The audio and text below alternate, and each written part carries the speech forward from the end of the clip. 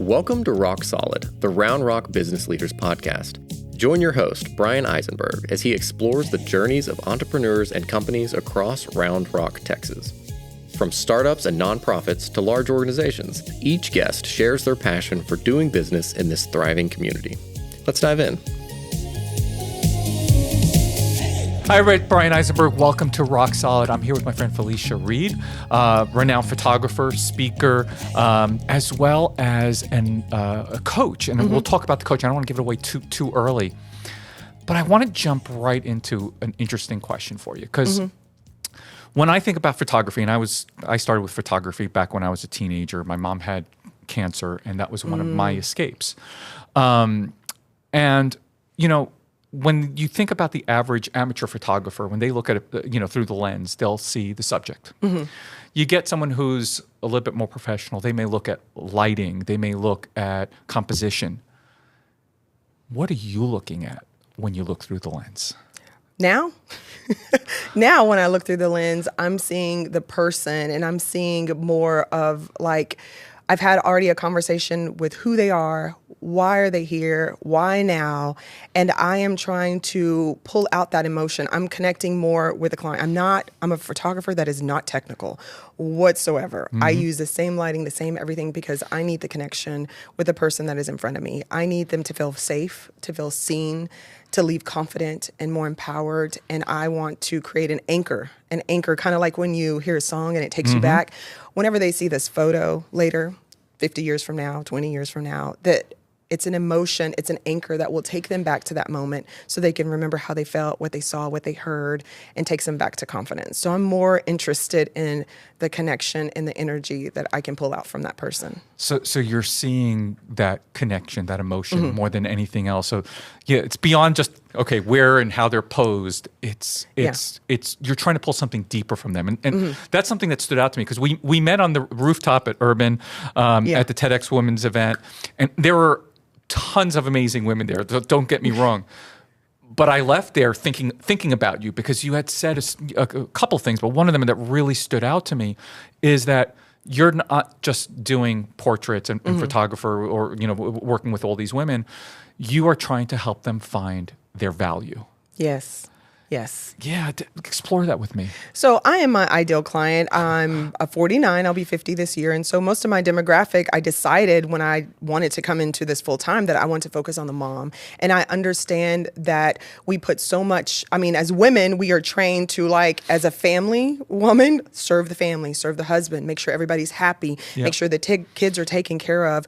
But we're pouring out so much that we don't do anything for ourselves. And so for me, I wanted to create a space where these women can just let their guard down, to feel pleasure, to feel joy, to have just an incredible spa-like luxury day where I fuss over them. Like they are the center of attention and they have that permission. I wanted to give them permission to do this for themselves. That's why I do my photo shoots strategically during the day, during the week, because I want them to take off from the kids, take off from work, take a sneaky day off and do something for themselves. It's funny because you mentioned you're not technical, you shoot with an older camera, but you pay attention to all of these very specific details. Yes. Why is that so important? And I think this is a bigger lesson for general business owners because we'll talk about some of the success you've had. Why is it so important to pay attention to those details? And what are some of the most important details that, are small but clients kind of mentioned later on that really impacted them? Specific details about the experience? Yeah. To me, the experience starts from the time that they even talk to me on the phone. Once they book me, then it's before no one comes into my studio without me meeting them, whether it's in person, whether it's on Zoom. And I don't care how little money you spend or how much money you spend, you're all getting the same exact service. So it's me doing that connection over the phone on the Zoom call, and I call that a planning session. And that's very important because that is almost where the coaching comes in. Who are you now? Who do you want to see? What are the 3 words that describe you whenever you look at these photos? And they're like, I never thought about that. Well, what's the energy that you want? Whether it's for your business, what energy do you want your audience to have? If it's just a woman that wants to see herself and she's going through a transition, what do you want to see? What do you love about your body? What maybe you don't like? Because that's going to help me figure out how tall are you. If I'm not in person, how tall are you? What size clothes do you wear? That doesn't matter in the sense of of like their size or the clothes, but I'm thinking in my mind, trying to get a visual of this person. How will I pose them to make them look like the most powerful, most confident, most soft? What does that look like? Or if it's a couple, like I'll have the husband come on the Zoom call and I'd be like, hey, Bryan, what do you love about your wife? What is it that you love most? Because if you ask a woman most of the time, she's not going to really say it. We're going to play it. Most, not we. Yep. Some women will play it down. I don't know. And then the husband will just pour into them. Then the husband, I'll say, okay, I'll ask your wife, what do you love about Bryan?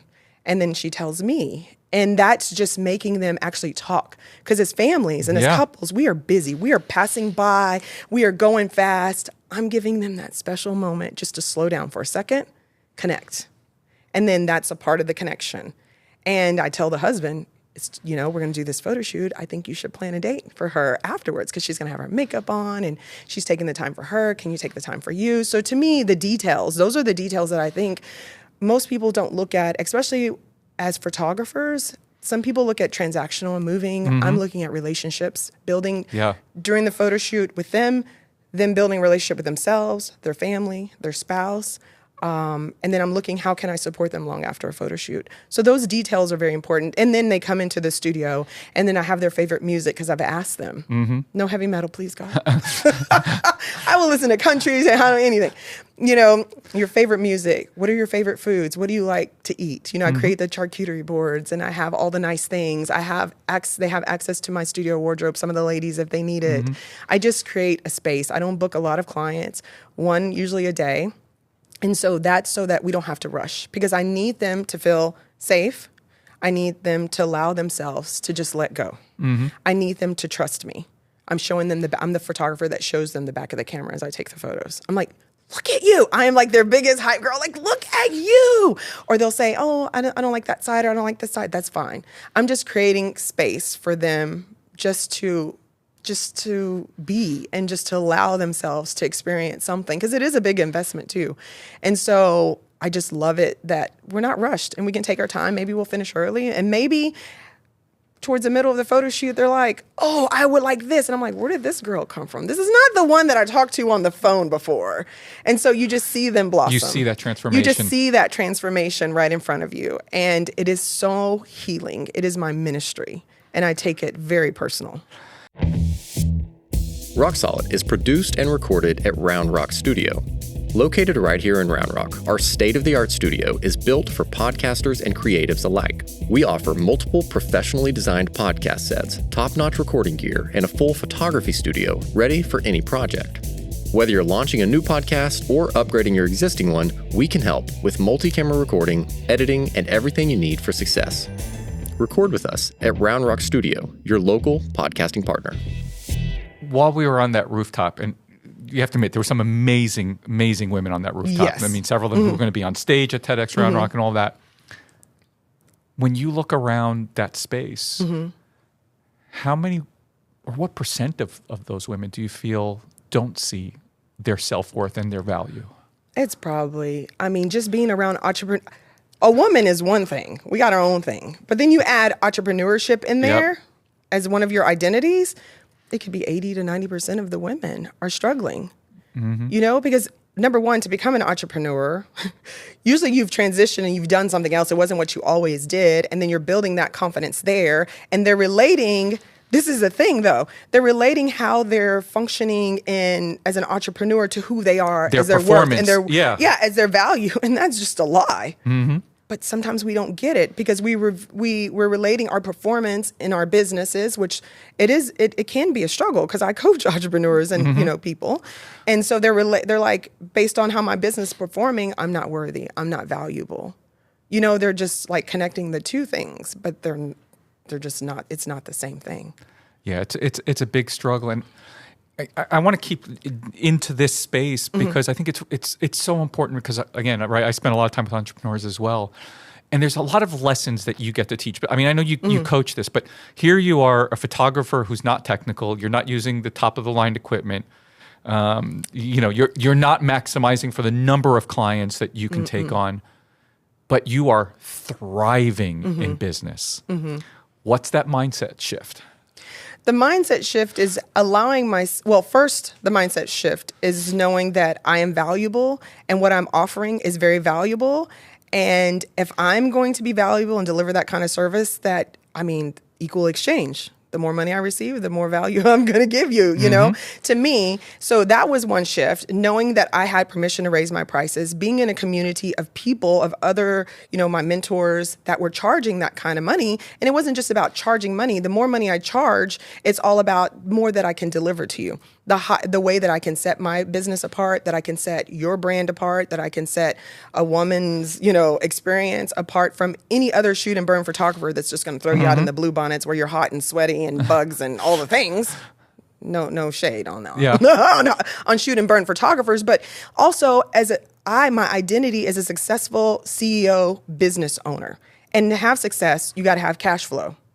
In order to have the things. That's the fuel. Like that is the fuel. There Yep. has to be cash flow, but also you can charge whatever you want, but always give more in value than the money you receive. And I feel the value that I bring, not just from my experience, from my network, from just me as a coach, just knowing me is very valuable. Because I can connect you, I can support you in so many more ways than photography. Well, it's interesting, right? Because a lot of people go into different businesses, and a photographer, today everybody's a photographer, Yeah. right? We all have got our phones and all of that. And there's lots of competition that you have. And no matter what industry you may have competition, but you're able to stand out. And Yeah. Again, I think it's something that a lot of accountants, a lot of real estate agents, they struggle with understanding. No, they can be elevated. And I feel that I don't look at it as competition at all. I don't think you can ever, I would personally never compare myself to a $350 photographer. There's just that's apples and oranges. It's two different services. There's just no way that they can give them the service when hair and makeup costs $350. You know what I mean? I am taking care of every aspect of their photo shoot, from hair, makeup, styling, coaching, all of the things. It just comes, it's just a natural thing. But also how I stand out, I always say, how does a client come and pay me $18,000 and not choose this one that's $350? It's two different things, right? It's my, number one, personality, my why. Why do I do this? Yep. What I stand for, my purpose, and what I can do for them. And the art that it just happens to be, I'm an incredible artist on top of that. So I feel your personal brand and your messaging is very important. And you also mentioned that a photo session with you isn't just a photo session, right? You're literally doing, empowering them and coaching them through it. Let's explore what that looks like. Again, it goes back to the first time when we meet, doing the Zoom call, understanding why now. Why now? What is it that you want to see? What is it that you want from this photo shoot? And encouraging them as we go through the photo shoot. Some clients will have anxiety, but they know they got to do it, or they're like, I have to do this for myself. And as a coach, it makes me a better listener. I can listen to understand their why. It makes me a better way of asking powerful questions. Okay. Mind you, I come from the medical field. I did ultrasound for 15 years. I worked at Scott & White. So you come in there with a gallbladder problem, and I'm like, why? What happened? And then you tell me some shady stuff. I'm like, I can hear through all of this is not right. This doesn't make sense. And so kind of, some people don't tell you the whole story, but I give them a safe space where I can just be like, you're safe here. Tell me a little bit more. Tell me a little bit more on why this is important to you. And if it is, I've had women that may have been in abusive relationships, and I had no idea. As a photographer, I had to learn just a simple having a client touch their body somewhere here, that could be triggering. Yeah. Because they might have been almost choked out by their spouse or something. And I've had a client that told me, Felicia, you liberated me. I was actually able to touch here when I couldn't before because my husband almost killed me. Yeah. Do you see how powerful that is? Oh, absolutely. Or I have a client that came to me and she was like just in tears when she saw her final prints, and she was like, Felicia, I didn't want to be on this earth anymore. And someone was like, do you know Felicia Reed? You need to go meet her. And that's God. That is how God works. Like, it gives me chills. I want to cry. That I have that ability. Absolutely. Why do you make me cry today? If we go 50 years from now and someone comes across one of the portraits you've taken, what do you want them to see in that portrait? I want them to see a woman that is free. That's what freedom looks like. A woman that is powerful, that wasn't afraid to take up space. Okay. I want them to see the permission to see and experience pleasure. And just a boldness and courageousness that they're like, man, I want them to feel the emotions without anything being said. Fair enough.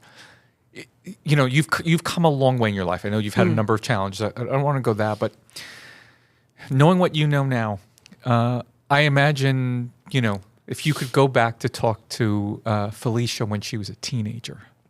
Is this therapy, Bryan? Do you really want me to just start boo-hooing? No. But, you know, I know you talk a lot about limiting beliefs.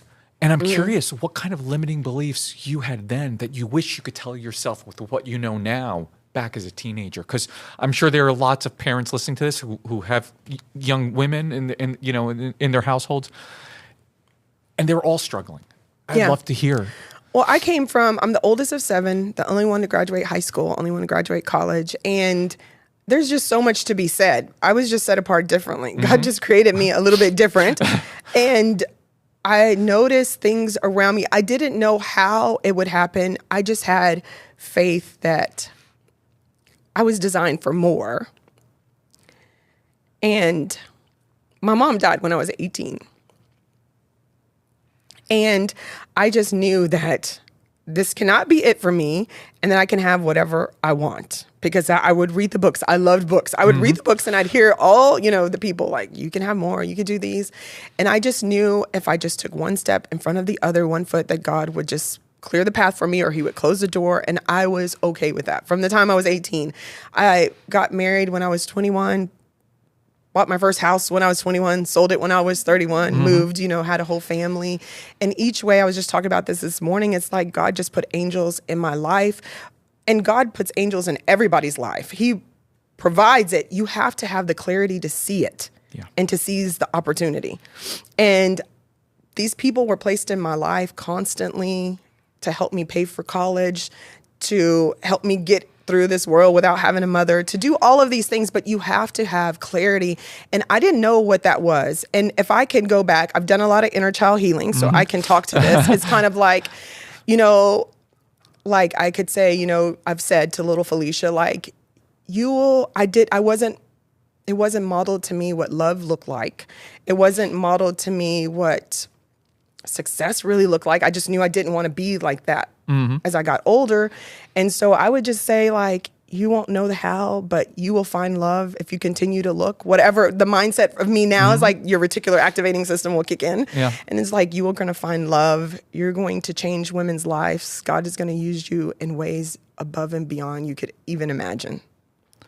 And you've taken all of that, and you also do coaching now beyond the photography. So what does a typical coaching session look like? Because I know you work with entrepreneurs, you work in different businesses, you've gone to like real estate agents. Yeah, share a little bit about what that looks like. So in 2021, I decided to go find a mindset coach, because I didn't want a photographer anymore. I was like, they're in a box. There's got to be something higher out here. So I found a coaching program, but she was like, you'll get coaching. I don't do one-on-one, but you can get your certification. And because of what you do, it's going to help you with your clients. And so I am certified mindset coach, certified with neuroenergetic encoding, meaning I can help you release stuff from your past, from the womb, from whatever, limiting beliefs. I'm a master hypnotherapist, and hypnotherapy is just trance. You're all in control. It's not woo-woo. There's a science behind everything. And EFT tapping. So I've used all of that going through my surgeries and everything. And what it looks like, usually I work with women 12 weeks at a time. I feel transformation takes time, and for them to really build those habits and get used to it. And it's all intuitive. I don't always have one plan saying, okay, this is what we're going to do. It's kind of like, okay, who is it you want to be? Identity is the first thing. We work on the version of you that if you can ask for anything in the world, what would you want to do? What is your purpose and goals? And then from there, I keep asking questions. And if I hear something that is, we do parts integration, meaning if you say, part of me is like this, but part of me is that. And I show them how to integrate the parts, meaning they want, both parts wants for the whole, but right now they're struggling. And identity, a lot of identity work, but also limiting beliefs start to come up as we elevate, as we start moving out of our comfort zone. New things come up. So then I have the tools to help them, whether it's a single belief change, to change their mind from one thing, like our brain holds the information in little compartments, Yep. and I can help them switch those little things in their brain. So the thing is to program out and then program in with mindset. Right now, a lot of us are out here, we're reading the books, we're doing the affirmations, and it's not sticking. Correct. It's because we have a lot of stuff that's deep in there. So they haven't programmed out. Everybody's trying to program in on top of the trash. Yeah. That we've been programmed, the bad programming. Yeah, you got to get the So we garbage got to out program. We first. got to get the garbage out, and then we got to fill up the flower bed with the beautiful, soil and flowers and all the things. Yeah, I like to say thoughts are things and words build worlds. Yes. And, the words we choose are so powerful.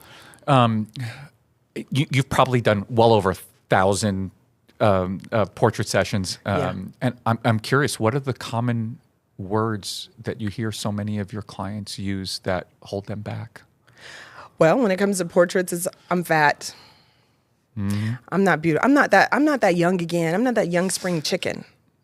And I don't want to be. I liked that, Felicia, but she was struggling a lot, that younger version of me. I like this older version of me that's come over some of those hurdles. I don't like my arms, or I don't know, can you fix this neck thing? I got my neck thing going on. My one eye's like this. My one nostril's like this. Oh, I got the gray hair. You know what I mean? I don't feel pretty enough anymore. I've aged. Cancer's taken a lot from me. Yep. I've just, it's a lot, but they want to be there. They just want to be heard. Most people just want a space to be heard, and it just happens that I'm an incredible photographer on top of that. Let's talk about that, because I think you're also talking about the power of community, and you're a central part here of the Round Rock community. Mm-hmm. What is it about this community that feels so special to you, with the network that you've been able to build here? My community, my network is everything. I didn't know what that would look like after I quit my job, because I was in the medical field. And honestly, those people... You were in a back room somewhere. Yeah, in a dark room. And I quit and being a business owner. But again, I read a lot of books. I ask a lot of questions. How are you so successful? What do you do? And I read a book, Brian Tracy, The Art of Closing the Sale. The first part of the book. That was a book I read, I don't even know how many years ago. Years and years ago. And it said, go meet 100 people. By the time you met the 100th person, you'll start making money. And so my job was just to go out and meet people, because I wanted to be able to just not one day not have to introduce myself. Someone would just know, oh, that's Felicia. I get it all the time. Felicia Reed. Felicia Reed. I'm like, if you call me Felicia Reed, you really know me, or you know, because that's my whole name. But and so it was everything. And I joined like BNI whenever in 2017. I quit in 2016. So 2017, July, I started networking really hard. And I joined BNI, and I was committed. And I was like, this is my people. I don't know anybody else, around here. This is what I'm going to do. And it helped me build my voice and talking about my business and doing the things. And I built a lot of great relationships. So fast forward to 21, I put my earnest money down on my studio. It was getting built. It was just dirt. And then that was November, and then December I was diagnosed with cancer. Yeah. We're around Christmas time. There is no time to sit here and try to call people and ask for a referral. It's just kind of like, oh, can you do this in my network? Oh, can I have money? I call my banker. Can I have some money? Yes, Felicia, you built business credit because she taught me how to do it. Call my attorney. Hey, can I have a real estate LLC? Yeah, Felicia, I got you. Don't worry. Can you look over these contracts? Yeah, I got you. We got you. I need electricity. I need pest control. I need an alarm system. I didn't interview anybody. It all came from my network. Yep. Yeah, your network is your net worth, they say. I couldn't have done this without it would have been chaos if I hadn't built that system and that community around me. We'll kind of have a fun one. So, so this is your first time here at Round Rock Studio. Yes, it's very nice. And I'm curious, again, you pay attention to lots of little details. What's a small detail that you picked up on that just stood out to you? I don't know. It's warm and inviting. It's an energy thing. That's what I picked up on. Yeah. I felt safe. Awesome. And it's nice. When you're not photographing people and doing mindset coaching, what is it you and your family enjoy doing in the area?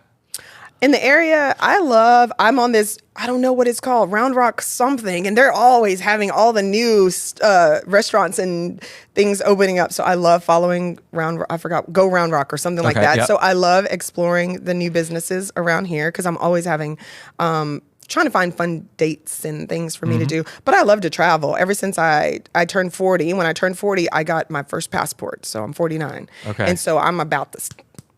How many stamps are in there? I don't know. So I've gone to Bahamas. I've gone to Paris and London. And I've gone, then after cancer, then I got diagnosed with cancer. Yeah. Then I went to Jordan and Egypt. And then I went to Cartagena, Colombia, Brazil. I'm going to Thailand and Vietnam for my 50th. You've been some interesting places for sure. I love interesting. I love off the beaten path. And so what makes Round Rock feel like home when you now get to explore the whole world? Because it's small. I mean, because it's small and it's not really that small. You know, because it is kind of big, especially when it comes to the communities. I wish that our community, like where we live, had more community like that, but it is smaller than Austin. And it's just really nice. And I love my neighbors and I love my clients and I love the people that are around here. So it's not as busy as when you go into the city. The city is so much bigger and so much spread out. If people have more questions for you, because I know we could sit here for hours Yes. just chatting, but if they want to connect with you and they want to ask you questions, what's the best way to get in touch with you and find out more about what you do? I love DMs. I love DMs. Instagram. Slide into my DMs. Emails are like wild, but Felicia@FeliciaReed.com is my email. FeliciaReed.com is my website. At Felicia Reed Photography on Instagram and Facebook, or find me on Facebook. Tell in my DM, say you saw me on the podcast so that I know you're not creepy. And then I will let you in. And of course, they can find you around the neighborhood. And you can find me around the neighborhood. Usually, I'll probably be at Round Rock Tavern anytime that there is Dysfunction Junction. I love dancing. I love music. Awesome. Thank you so much for your time today. You're welcome. It was an honor. Thank you for having me.